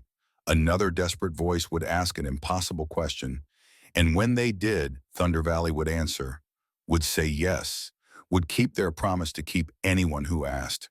Because that's what they were now. Not just a motorcycle club, not just a family, but a cycle of salvation that perpetuated itself, that grew with each person saved who learned to save others.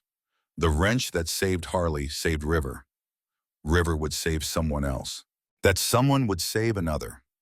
On and on, a chain of redemption built by people who understood that being kept meant keeping others, that receiving mercy meant giving mercy, that the question, will you keep me, should always be answered with yes. Because sometimes fixing a broken bike means fixing a broken life. Sometimes stopping when everyone else drives past means changing the world. Sometimes families are built by strangers who become brothers and sisters and parents and children through choice and commitment, and the stubborn refusal to let anyone disappear into darkness alone. Sometimes the smallest question carries the biggest answer. Sometimes a 12-year-old girl with a wrench saves more than engines. Sometimes saying yes to one person creates ripples that reach millions. And sometimes when the storm comes and the machines break and hope seems impossible, an angel appears wearing leather and riding thunder. And everything changes, permanently. The story ends where it began, with a question, with a storm, with a motorcycle and a chance, and a choice that rewrites futures. But really, the story never ends. It just repeats, different faces, same question, same answer. If I fix your bike, will you keep me? Yes, always, forever, family. And the wrench keeps turning, and the road keeps rolling, and broken things keep getting fixed, and lost people keep getting found. Because that's what love looks like when it wears leather and rides motorcycles and refuses to let anyone face storms alone. That's what family means when it's built by choice instead of chance. That's what happens when someone stops long enough to say yes. Everything changes, permanently.